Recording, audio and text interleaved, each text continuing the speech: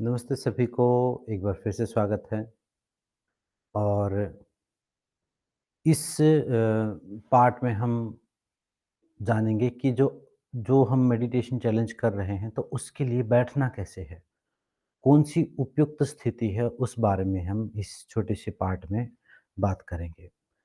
और देखिए कि एक एक है शास्त्र के हिसाब से और योग के हठ योग के ग्रंथों में जो लिखा है वो सब चीज़, वहाँ पर हम इतना कॉम्प्लिकेट नहीं कर रहे हैं यहाँ पर हम, क्योंकि हमें देखनी है आज के युग का, क्योंकि आज जो हम ये अभ्यास कर रहे हैं ये आज के लोगों के लिए है। तो आज क्या उपयुक्त है उसी हिसाब से मैं आप फ़ॉलो कर सकें उस बारे में भी मैं बात करूँगा। देखिए, आसन का मतलब है स्थिर सुखम आसनम, ज जो स्थिरता से और सुखपूर्वक आप बैठ सकें। यहाँ मैं कुछ ऑप्शन आपको दे रहा हूँ, प्रैक्टिकल सॉल्यूशन आपको दे रहा हूँ। सबसे पहला सॉल्यूशन जो है, इसमें मैंने कुछ चीज़ें रखी हैं। देखिए, पहली जो है ये चेयर, ये डाइनिंग चेयर है। मतलब डाइनिंग चेयर और नॉर्मल चेयर में क्या फ़र्क होता है? इसकी कमर थोड़ी सीधी होती है, साइड में इस पे आप पैर क्रॉस कर के भी बैठ सकते हैं, पैर नीचे करके भी बैठ सकते हैं और बैक इसकी स्ट्रेट है। बहुत ज़्यादा कंफर्टेबल नहीं है, मतलब बहुत ज़्यादा ऐसे पीछे गिरी हुई या रिक्लाइन्ड पोज़ीशन में नहीं है। तो पहला ऑप्शन है, आप चेयर के ऊपर, अगर आपको घुटनों में दर्द है, तो आप कुर्सी पर बैठ के कर सकते हैं। लेकिन ऐसा रहे कि ऐसा ना हो कि आप इस कुर्सी पर बैठ जाएँ और आपको करते-करते नींद आए और आप गिर के आपको चोट लग जाए, तो उस चीज़ का विशेष ध्यान रखना है। तो पहला ऑप्शन है चेयर, कोई भी चेयर हो सकती है। कोशिश हमें क्या करनी है कि ये जो घुटने हैं, देखो, ये हिप का पॉइंट है और ये घुटनों का, नी का पॉइंट है। अब ये जो नी का पॉइंट है, ये इस हिप के पॉइंट से नीचे होना चाहिए। सिद्धांत क्या है कि आपका हिप आपके घुटने से ऊपर हो। अब हम यहाँ बैठे हैं, तो ये बिल्कुल परफेक्ट है। ऐसे बैठ सकते हैं, क्रॉस लेग कर सकते हैं, ऐसे बैठ सकते हैं, ये ऐसे बैठ सकते हैं। ऐसे घुटनों के ऊपर हाथ रख लेना, ये भी एक स्टेबिलिटी, एक स्टैंड बन जाता है, तो अच्छा रहता है। और दूसरी चीज़ इसमें बेनिफिट क्या है, चेयर मैं सबसे पहले क्यों बता रहा हूँ, क्योंकि एक तो हर जगह अवेलेबल होगी। दूसरा, उसमें ऐज का कोई इफ़ेक्ट नहीं, सब बैठ सकते हैं चेयर के ऊपर। तीसरा, इसमें आपके पास सोने की संभावना नहीं है। आपको अलर्ट रहना ही पड़ेगा। अगर आप नींद आई, तो आप गिर जाओगे। तो आपको जागरूकता एक ऑटोमैटिक यहाँ पर बनी ही रहेगी। पैर आप सीधे भी रख सकते हैं, लेकिन पैरों के नीचे कुछ कारपेट या चटाई कुछ ऐसा रख के तभी आप पैर रखें। नंगे पैर सीधे ज़मीन पर ना रखें, क्योंकि ध्यान में भी एक ऊर्जा हम अ, बना रहे हैं, अपने अंदर सघन कर रहे हैं ऊर्जा को, तो उस वो सीधी डायरेक्ट ग्राउंड ना हो जाए, इसलिए पैरों के नीचे कुछ रखें या फिर स्लीपर्स या चप्पल-जूते पहन के रख सकते हैं। तो यहाँ हम कोई भी चीज़ धार्मिकता से नहीं जोड़ रहे हैं, विशेष ध्यान रहे। यहाँ हम साइंस की बात कर रहे हैं। तो पहली चीज़, पहली पोज़ीशन ये है। लेकिन इसी चेयर पे गलत पोज़ीशन क्या हो जाएगी, अगर हम बिल्कुल ऐसे सट के बैठ जाएँ। मतलब सहारा लेते ही रिलैक्सेशन हो गया, रिलैक्सेशन होते ही नींद हो गई, तंद्रा हो गई। ध्यान नहीं कर पाएँगे, नींद में चले जाएँगे। दूसरा इफ़ेक्ट, ये जो हिप का पॉइंट है, ये इस नी के पॉइंट से नीचे चला गया या फिर इसके बराबर आ गया, तो ज़्यादा देर नहीं बैठ पाएँगे इसमें आप। इसमें ज़्यादा देर नहीं बैठ पाएँगे। जितने आपके घुटने ऊपर होते जाएँगे, उतना ही सर्कुलेशन कम होता जाएगा, उतना ही ज़्यादा पैर सुन्न हो जाएँगे आपके, जल्दी। ऐसा नहीं कि हर किसी के कंपल्सरी हो, सबके बॉडी स्ट्रक्चर के ऊपर डिपेंड है, लेकिन ज़्यादातर संभावना यही है। ऊपर से कर्व भी बन जाएगा आपके लोअर बैक में। तो इसलिए एक सिंपल सिद्धांत, आपके हिप्स थोड़े ऊपर। चेयर पे बैठना है, थोड़ा आगे होके बैठो। और कोई ऐसी चेयर है जो ऊपर-नीचे हो सकती है उसकी हाइट, तो थोड़ी-सी उसकी हाइट हल्की-सी ऊपर करके फिर नीचे रखो। अगर आप ऑफ़िस में भी बैठ के काम करते हो, तो इस टाइप से आपको काम करना है। इससे देखो कमर ऑटोमैटिक सीधी हो गई है। इसमें मैंने कोई एफ़र्ट नहीं किया। जैसे ही घुटने नीचे गए, कमर अपने आप अलाइनमेंट में आ गई। तो ऑफ़िस में काम कर रहे हो, तो भी थोड़ा आगे होके बैठो और थोड़ा-सा ऊपर की उठी हुई चेयर के ऊपर बैठो। बहुत ऊपर नहीं, लेकिन थोड़ी-सी कम्फ़र्टेबल, एक सर्कुलेशन बना रहे। पैरों की पोजीशन क्रॉस या फिर फ्लैट रख सकते हैं, लेकिन पैरों के नीचे कुछ भी रखना है, मुद्रा कोई भी बना सकते हैं जो आपको ठीक लगे। ध्यान केंद्रित करने में प्रॉब्लम है, तो ज्ञान मुद्रा जो है हेल्पफुल है। हेल्पफुल है ज्ञान मुद्रा, कंपल्सरी नहीं है, हेल्पफुल। कंफर्टेबल लगे तो फर्स्ट फिंगर और थंब को ऐसे घुटनों पे रख लेना, ठीक है? तो ये चेयर की पोजीशन हो गई। ये मुद्रा हर पोजीशन में सेम रहेगी, ज्ञान मुद्रा आप बना सकते हैं, फ़ोकस अगर आपका वीक है तो। एंड अदरवाइज़ ऐसे भी अच्छा लग रहा है, जिसकी भी प्रैक्टिस आप वैसे कर सकते हो। ज्ञान मुद्रा एक अ, हर ध्यान में काम आने वाली कॉमन प्रैक्टिस है। उसके बाद चेयर के बाद आते हैं हम दूसरी ऑप्शन के ऊपर। इस चेयर को हम हटा देते हैं। चेयर के बाद आते हैं अगर आपको ज़मीन पे बैठ के करना है, तो ये स्ट्रक्चर मैंने बनाया देखो। यहाँ पर मैंने कारपेट रोल कर दिया है, क्योंकि यहाँ पर इतनी सारी चीज़ें हैं नहीं अभी मेरे पास, मेडिटेशन पिलो और वो सब यहाँ पे नहीं है। तो मैंने कारपेट रोल करके इस हाइट को आप 2 इंच से 4-6 इंच अपने हिसाब से आप कर सकते हो। मतलब नॉर्मली 4 इंच कम से कम हो तो सही रहता है। इसके ऊपर आप बैठ गए, अब आप सिंपल क्रॉस लेग कर ली और कमर सीधी अपने आप हो गई और घुटनों पर हाथ रख लिए, ज्ञान मुद्रा बना ली। ये पोजीशन हो गई। ध्यान सिद्धांत वही याद रखेंगे, आपके घुटने नीचे जाने चाहिए। अगर नीचे नहीं जा रहे हैं ऐसे क्रॉस करके, तो फिर आप एक काम कर सकते हैं, एक अर्ध सिद्धासन बना सकते हैं, अर्ध सिद्धासन। लेकिन अर्ध सिद्धासन में जो हाइट है वो बहुत ज़्यादा ज़रूरत नहीं है। वो आप 2 इंच का तकिया, 2 इंच का तकिया मतलब अ, कोई फ़ोम या थोड़ा ऐसे सॉलिड सॉफ्ट चीज़ हो, जो जैसे नॉर्मल ये आजकल जो माइक्रोफाइबर के पिल्लो हैं, वो तो बैठते ही ज़ीरो हो जाते हैं। उनको हम हाइट नहीं काउंट कर सकते। वो हो सकता है इतना दिखने में हो लेकिन बैठते ही ज़ीरो हो जाए, 1 इंच का हो जाए। तो हमें कम से कम 2 से 4-6 इंच तक अपने हिसाब से आप चुन सकते हैं। अर्ध सिद्धासन या फिर सुखासन। सुखासन आप डायरेक्ट ज़मीन पे कभी भी ना करें, कंफर्टेबल नहीं है वो। बैक आपकी लंबे समय में, क्योंकि हम इस ध्यान की जर्नी को आगे लेके जाएँगे, तो अभी से जो आसन बन गया वो बन गया आपका। तो कमर सीधी करके आपको बैठना है, ठीक है? और जैसे ही घुटने नीचे हुए तो कमर अपने आप सीधी हो जाएगी आपकी। अगर मैं आपको साइड का करके दिखाऊँ मैं,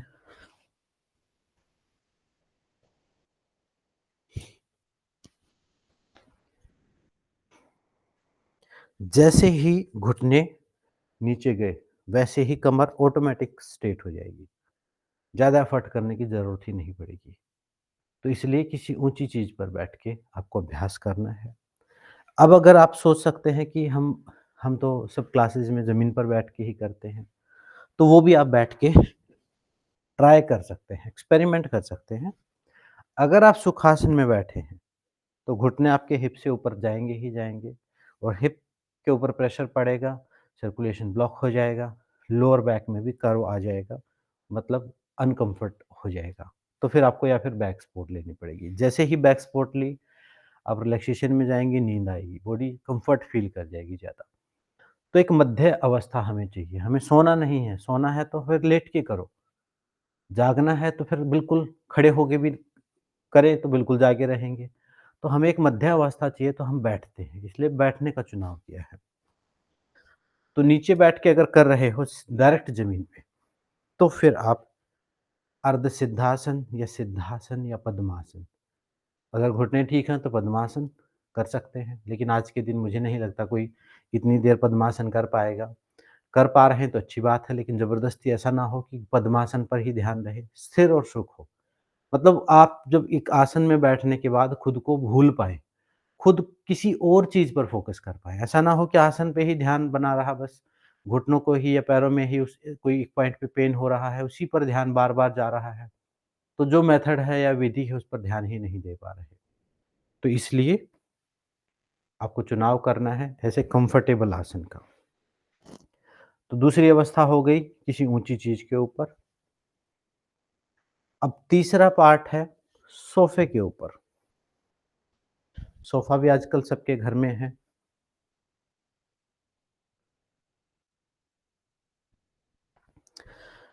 सोफ़ा भी सबके घर में है। तो अब इस सोफ़े का स्ट्रक्चर आपको देखना है। कोई भी सोफ़ा हो, वो थोड़ा पीछे से डाउन होता है और आगे से थोड़ा ऊँचा होता है, कंफर्टेबल जो रहता है। कई जगह फ्लैट भी हो सकते हैं। अगर वो पीछे से नीचे है, तो फिर आप इसमें पीछे नहीं जाएँगे, क्योंकि धँस जाएँगे उसके अंदर, फिर घुटने ऊपर हो जाएँगे, आप बैठेंगे थोड़ी देर, अनकम्फ़र्टेबल हो जाएगा या फिर लंबे समय में बैठेंगे, तो कमर में जो है आपका बॉडी पोस्चर खराब होने की संभावना है। तो सीधे होके बैठेंगे, थोड़ा आगे होके बैठेंगे, जैसे चेयर पे बैठे थे, वही सिद्धांत हम यहाँ पे फ़ॉलो कर लेंगे। या फिर अगर सोफ़े पे पैर ऊपर करके बैठना है आपको, तो फिर कोई 1-2 तकिया लगाओ, थोड़ा-सा अलाइनमेंट में अपनी कमर को लेके आओ। कमर, आपके कान, कंधे, हिप्स एक लाइन में हो। तो ऐसे ऐसी अवस्था में आपको बैठना है। कोई बैक पेन है तो थोड़ी-सी बैक सपोर्ट ले सकते हैं, लोअर बैक की सपोर्ट ले सकते हैं, अपर बैक या मिडल बैक पे ज़्यादा सपोर्ट ना लें। तो नीचे कुछ तकिया लगा के फिर उसके पीछे हट के थोड़ा-सा सपोर्ट भी मिल जाएगी और फिर पीछे भी बैठ सकते हैं। तो बस यही चीज़ का ध्यान रखना है, आप एक बार करके देख लें। 2-3 दिन में आपको पता चलेगा कि कौन-सा आसन आपके लिए सही है, उसी हिसाब से आपको आसन का चुनाव करना है। बाकी योगा मैट पर कर सकते हैं, योगा मैट रोल करके उसके ऊपर आगे होके बैठ सकते हैं। तो वो सब चीज़ें वो एक्सपेरिमेंट आप कर सकते हैं। सिद्धांत मैंने बता दिया है आपको, हिप और नी का अलाइनमेंट आपको रखना है। जैसे ही नी नीचे थोड़े नीचे होंगे, हिप थोड़े ऊपर होंगे, चाहे वो सिद्धासन में आप कर लो, चाहे वो पद्मासन में कर लो, चाहे वो कुर्सी पे बैठ के कर लो। जैसे ही ऊपर होंगे, कमर अपने आप सीधी हो जाएगी। तो इस प्रकार से एक कोई भी आसन का चुनाव करो, एक कोई भी मुद्रा आप बना लो, ज्ञान मुद्रा चुन लो या खुले हाथ रख लो या ऐसे मुद्रा रख लो या ध्यान मुद्रा रख लो। ध्यान मुद्रा भी रखते हैं, जैन मुद्रा भी, बहुत सारी मुद्राएँ अगर कोई पहले अभ्यास किया तो पहले कर लो। ये मत समझो अभी जब मुद्राओं का समय आएगा तो मुद्राएँ मैं आपको अपने आप ऐड करने के लिए बोल दूँगा। अभी कुछ करना है तो बेसिक से कुछ सिंपल सा कुछ कर लो। अब बात गर्दन की, गर्दन के लिए मैं कुर्सी का ही पर ही आपको बैठ के बताऊँ ताकि दिखे। साइड से ही दिखा रहा हूँ। अब जैसे मान लो यहाँ बैठे हैं। अब ये कमर जो है बहुत अकड़ी हुई ना हो, बहुत झुकी हुई ना हो, एक मध्यम, एक अलाइनमेंट में हो। कंधे बहुत आगे गिरे हुए ना हो, आगे गिरे हुए कंधे साँस लेने में प्रॉब्लम करेंगे, साँस नहीं आएगी, तो विचार आने शुरू हो जाएँगे। आपने देखा कभी जब हम सो रहे हैं, छाती पे कोई हाथ रख दिया, कोई वेट आ गया, तो सपने वैसे आने शुरू हो जाएँगे। कारण ऑक्सीजन नहीं मिल रही है। वो माइंड रिस्पॉन्स दे रहा है भय का, माइंड रिस्पॉन्स दे रहा है इमरजेंसी का, तो कुछ डरावने सपने आने शुरू हो जाएँगे।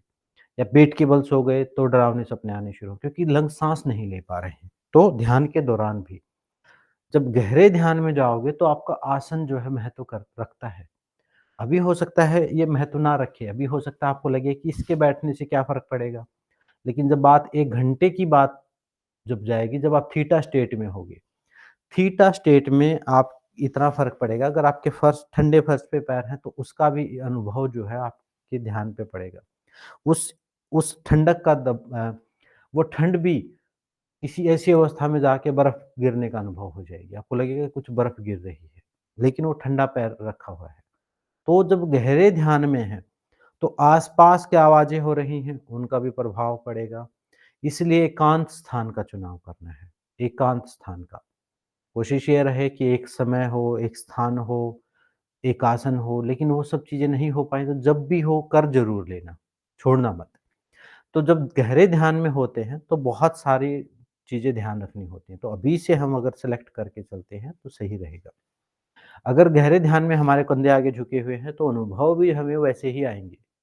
अगर कंधे खुले हुए हैं, साँस ले पा रहे हैं, तो एक आइडल स्थिति रहेगी। तो शोल्डर्स जो हैं, हल्के से पीछे, बहुत आगे झुके हुए नहीं, बहुत पीछे नहीं। कंफर्टेबल लेकिन थोड़े पीछे उठा के ऐसे पीछे गिरा के हल्के से। और अपराइट पोजीशन में बैठना है, ऐसे लंबे होके। महसूस करना कि यहाँ चोटी से कोई खींच रहा है, जैसे कठपुतली को कोई उठा देता है तो एकदम से गिरी हुई कठपुतली उठ जाती है, तो ऐसे अपराइट पोजीशन में, ऊपर उठी हुई पोजीशन में आपको बैठना है। चिन को हल्की-सी डाउन कर लेना है। चिन को जैसे ही हम डाउन करते हैं, कभी-कभी कोई मुद्रा होगी तो वहाँ मैं फेस उठाने के लिए बोल सकता हूँ आपको ऐसे उठाओ, तो वो अलग चीज़ें हैं। लेकिन जब हम चिन नीचे करते हैं, चिन जैसे ही नीचे की तो क्राउन चक्र पर आपका ध्यान चला जाएगा ऊपर की तरफ।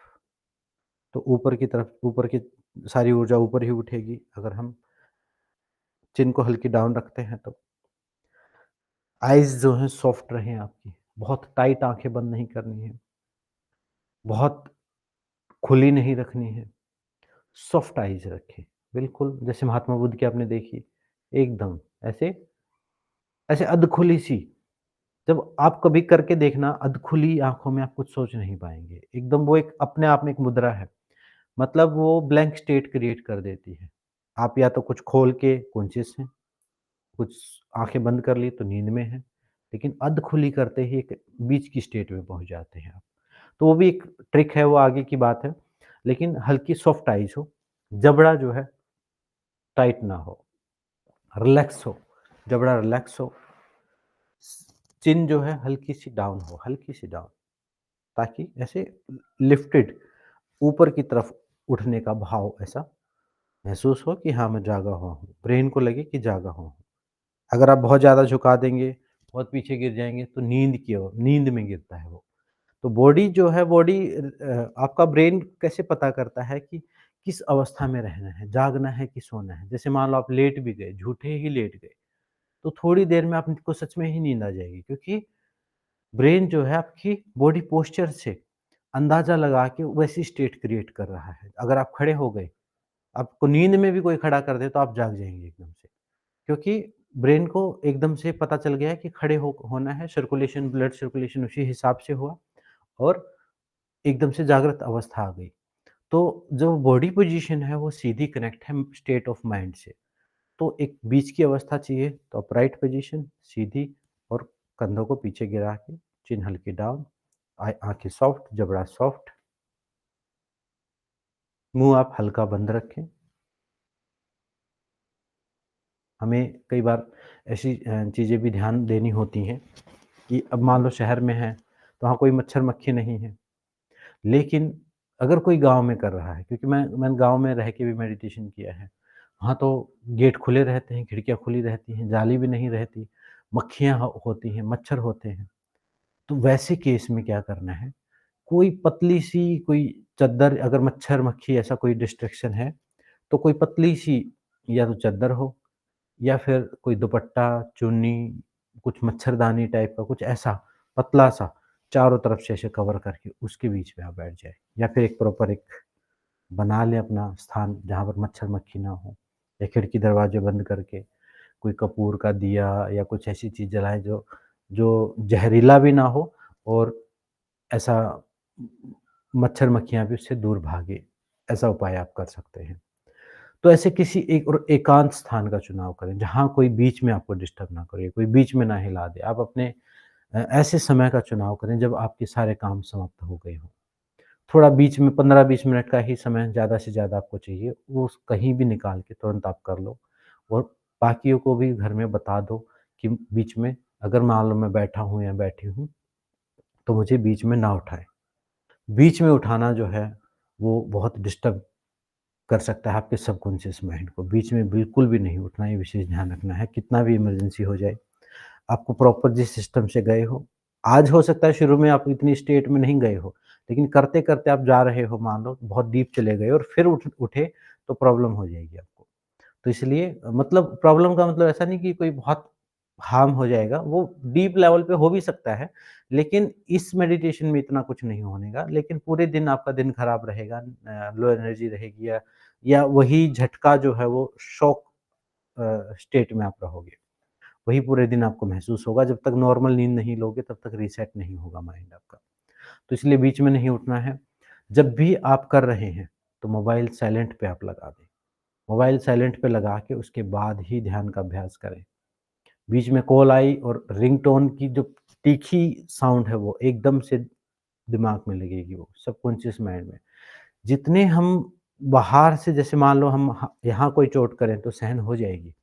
लेकिन यही चोट हमारे हार्ट पे कोई करे तो नहीं सहन होगी, हमारे लंग्स पे कोई करे तो नहीं सहन होगी, वो बड़ी चोट हो जाएगी। तो अभी कॉन्शियस स्टेट जो ये हमारा कॉन्शियस माइंड है, ये एक प्रकार से इसका एक पहरेदार की तरह, गार्ड की तरह काम कर रहा है, एक सिक्योरिटी गार्ड की तरह है। वो हर चीज़ को अपने ऊपर लेके पहले चेक करता है ठीक है कि गलत है, तब वो अंदर जाने देता है। लेकिन उस टाइम पे हम खुले होते हैं। तो उस समय कोई भी दिया गया इंस्ट्रक्शन, उस समय सुनी हुई कोई भी बात, उस समय लगी हुई चोट, उस समय दिया हुआ कोई भी सदमा बहुत गहरे जा सकता है, तो विशेष सावधानी रखनी है। बल्कि ये कहा जाता है जैसे विपश्यना में जाते हैं तो उसमें कहा जाता है कि 10 दिन हम ऑपरेशन थिएटर में हैं। तो ये इतना गहरा अनुभव तो नहीं होगा कि आपका ऑपरेशन थिएटर में क्योंकि ये 10-15 मिनट, 20 मिनट मैं इसलिए लगवा रहा हूँ आपको ताकि क्योंकि घर में रहते हुए सुरक्षित भी रहना है आपको। आप घंटों-घंटों भी कर सकते हैं, लेकिन सुरक्षित भी रहना है आपको। तो थोड़ा-थोड़ा, थोड़ा-थोड़ा दोनों चीज़ों में संतुलन बना रहे, इस वजह से ये शॉर्ट टाइम पीरियड का रखा है। तो ये आसन से संबंधित चीज़ें हैं, तो इनको आप फ़ॉलो करो। अगर मान लो आपको कोई भी चीज़ जैसे आप रिकॉर्डिंग देखोगे बाद में, अगर मान लो आपको लग लग रहा है कि इस इससे रिलेटेड कोई क्वेश्चन है, तो इसके नीचे ही कमेंट का या डिस्कशन का ऑप्शन है, उसमें आप लिख देना। वो मेरे पास पहुँच जाएगा, उसमें जो भी सवाल हो आपका। या फिर पर्सनली व्हाट्सएप पे पूछ सकते हैं। डिस्कशन में लिख दोगे तो एक-दूसरे से हेल्प भी मिलती है, जैसे मान लो इस ग्रुप में जितने लोगों ने किया है, मान लो अभी 30-35 लोग उसमें जुड़े हुए हैं, तो वो सब एक-दूसरे के सवाल से जो जवाब मिलेगा उनको भी आंसर मिल जाता है, तो उसमें ग्रुप डिस्कशन में आप कर सकते हो, वेबसाइट या ऐप के थ्रू। और एक बार लॉगिन कर लिया तो बार-बार लॉगिन करने की ज़रूरत नहीं, उस टैब को आप सेव कर लो। अच्छा तो ये है कि लैपटॉप में करो या फिर ऐप के थ्रू करो, एंड्रॉइड ऐप के थ्रू, फिटयोगिज़ के थ्रू। अगर उसके थ्रू नहीं कर रहे हो तो भी एक बुकमार्क सेव कर लो। बुकमार्क एक मान लो फिटयोगी.in खोली आपने, अपनी लॉगिन आईडी से लॉगिन किया, उसके बाद उस पेज को टैब को बुकमार्क कर लो। किसी से आप करवा सकते हो, खुद टेक्निकल ज़्यादा नहीं पता हो तो। तो तब आप बुकमार्क पर क्लिक करेंगे, सेम उसी पेज पर आप पहुँच जाएँगे और फिर आप आगे कर पाएँगे।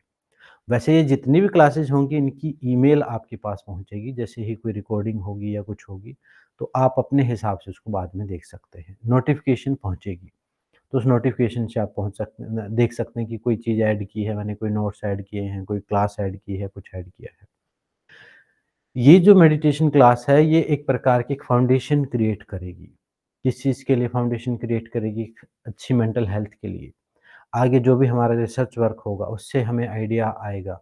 मुझे भी आइडिया आएगा और आप सबके रिस्पॉन्सेज़ जो हैं, वो भी मैं एक-एक चीज़ ऑब्ज़र्व कर रहा हूँ कि कौन किस चीज़ में इंटरेस्टेड है और किस से क्या ये एक प्रकार का जो एक रिसर्च वर्क हमारा स्टार्ट हो गया है, ऐसा आप समझ लीजिए।